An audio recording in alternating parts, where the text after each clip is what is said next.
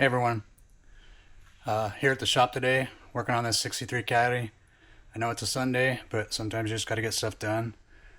We just finished bagging this car and doing a bunch of other stuff to it, like a rear axle swap. It's geared, disc brakes all the way around. This car also had just got a big engine put in it. The engine has a big cam, so a lot of times with that, you don't get the same amount of brakes, and that's what we're having problems with. This thing feels like it doesn't have power brakes. So it's a vacuum operated brake booster, and they need about 16 to 18 inch-pounds of vacuum to work correctly.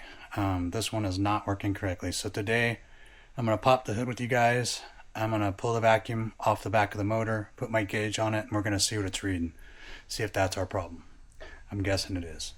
Alright, give me a second, get this open up. I'll get my gauge, we'll plumb it in, I'll fire this thing up, we'll check that vacuum gauge.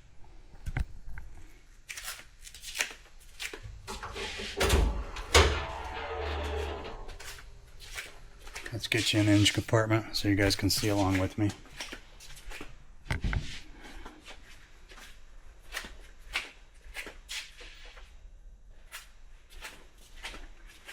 Got a vacuum gauge right here. This will give us an idea of what we have for inch-pounds of vacuum. I've already unhooked the line.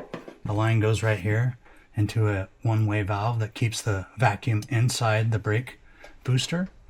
I'm just going to put this in the hose right here like so. Bring this up here. I'm going to fire the car real quick and we'll see what she has.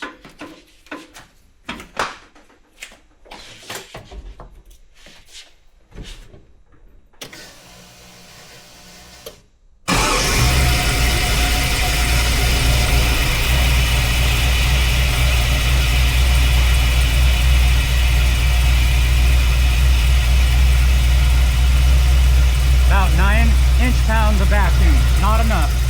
We need it to be up over here.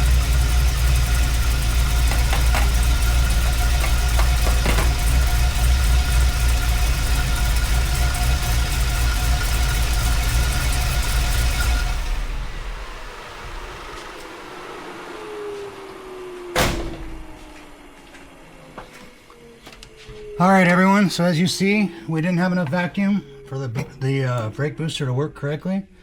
So our next step is to put an electric vacuum pump in this thing to get it to work correct. All right, if you guys have any questions about this stuff, leave in the comments below. Let me know what you think. Let me know what else you guys want to see in this stuff. All right.